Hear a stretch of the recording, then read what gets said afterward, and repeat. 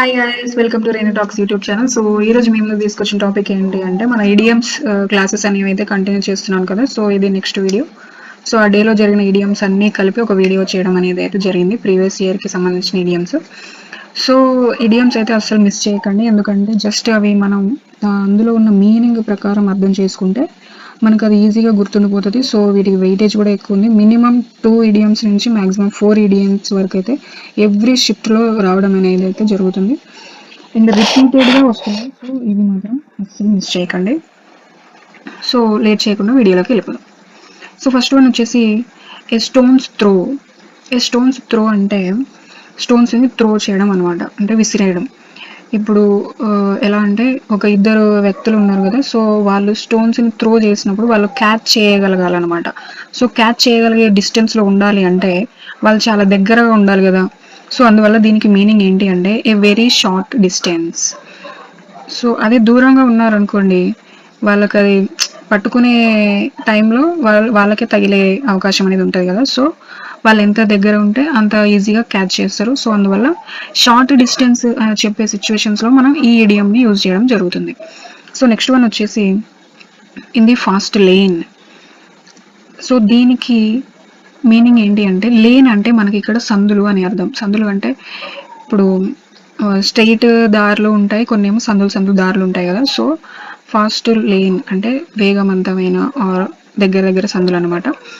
So suppose మనం ఇప్పుడు మనం ఒక కొత్త ప్లేస్కి వెళ్ళినప్పుడు అక్కడ అడ్రస్ మనం తెలుసుకుంటే, సపోజ్ ఆ అడ్రస్ అనేది స్ట్రైట్గా కాకుండా సందులు ఉన్నదనుకోండి, మనం ఆ సందులు క్రాస్ చేస్తున్నప్పుడు ఒకటైపోగానే ఇంకోటి అలా వస్తున్నప్పుడు మనం కొంచెం ఎగ్జైటింగ్గా ఫీల్ అవుతుంటాం కదా.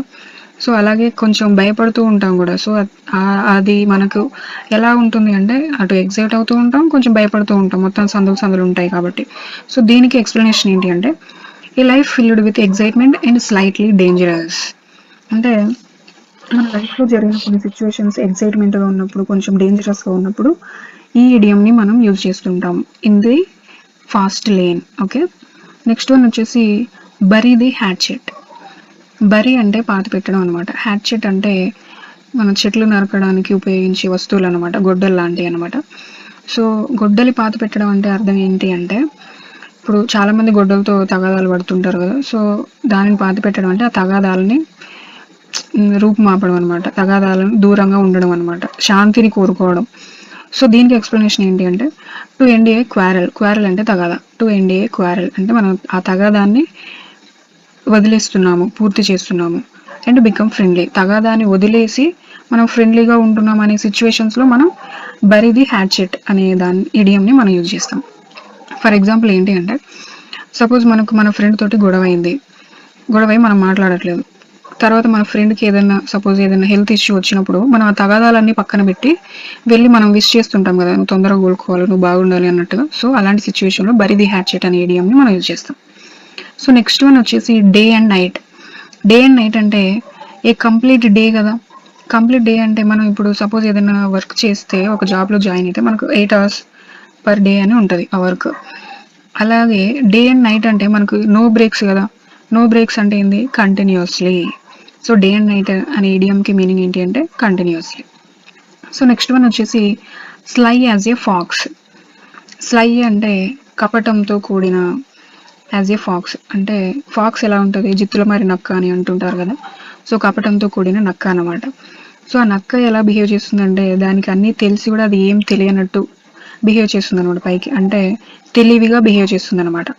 సో దానికి మీనింగ్ ఏంటి అంటే స్మార్ట్ అండ్ క్లవర్, తెలివిగా బిహేవ్ చేసే వాళ్ళని మనం ఇలా చెప్పొచ్చు అనమాట, స్లై యాజ్ ఏ ఫాక్స్ అంటే అన్నీ తెలిసి కూడా తెలియనట్టు బిహేవ్ చేసే వాళ్ళని. సో నెక్స్ట్ వన్ వచ్చేసి raining cats and dogs. Raining cats and dogs అంటే రెయిన్ వచ్చినప్పుడు, వాన వచ్చినప్పుడు అందులో క్యాట్స్ డాగ్స్ కొట్టుకొచ్చాయి అనుకోండి, అప్పుడు రైనింగ్ క్యాట్స్ అండ్ డాగ్స్ అనే ఇడియంని యూజ్ చేస్తాం. ఎందుకంటే ఇప్పుడు మామూలుగా క్యాట్స్ డాగ్స్ అనేవి చాలా వెయిట్ ఉంటాయి కదా, అవి కొట్టుకొచ్చే అంత రెయిన్ వస్తుందని అర్థం అక్కడ అనమాట. అంటే అర్థం ఏంటి, ఎంత పెద్ద రెయిన్ వస్తే అక్కడ క్యాట్స్ డాగ్స్ కూడా ఆ రెయిన్లో కొట్టుకొస్తాయి. సో అలాంటప్పుడు ఈ ఇడియంని మనం యూజ్ చేస్తాం. అంటే మీనింగ్ ఏంటి అంటే ఇక్కడ రెయిన్ వెరీ హెవీలీ, చాలా పెద్ద రెయిన్ వచ్చినప్పుడు ఈ రైనింగ్ క్యాట్స్ అండ్ డాగ్స్ అనే ఇడియంని మనం యూజ్ చేస్తాం. సో నెక్స్ట్ వన్ వచ్చేసి టు కీప్ వన్స్ టెంపర్. అంటే మన కోపాన్ని మనం అణిచిపెట్టుకోవడం అనమాట.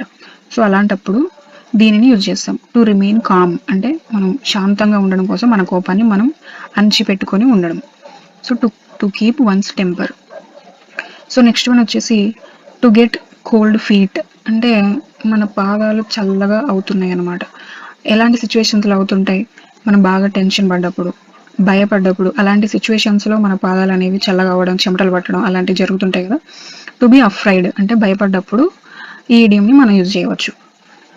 సో లాస్ట్ వన్ వచ్చేసి బ్రేక్ ది ఐస్ అంటే ఐస్ని బ్రేక్ చేయడం అనమాట. అంటే ఐస్ని బ్రేక్ చేయడం అంటే అక్కడ ఉన్న టెన్షన్ని పోగొట్టడం, లేకపోతే అక్కడ ఉన్న భయాన్ని పోగొట్టడం. సపోజ్ ఇప్పుడు ఎవరైనా ఫస్ట్ టైం ఏదైనా పార్టీకి అటెండ్ అవుతున్నప్పుడు, మరి ఏదైనా వాళ్ళకి స్టేజ్ ఫియర్ ఉన్నప్పుడు ఫస్ట్ టైం, అలాంటప్పుడు బ్రేక్ ది ఐస్ అంటే మనం వాళ్ళ భయాన్ని పోగొట్టడాన్ని, వాళ్ళ టెన్షన్ని పోగొట్టడాన్ని, మనం ఐస్ని బ్రేక్ చేసాం అనే సిచ్యువేషన్స్లో మనం బ్రేక్ ది ఐస్ అనే ఇడియంని మనం యూజ్ చేస్తాం. దీనికి ఎక్స్ప్లెనేషన్ వచ్చేసి to say something that makes people who are meeting for the first time more comfortable.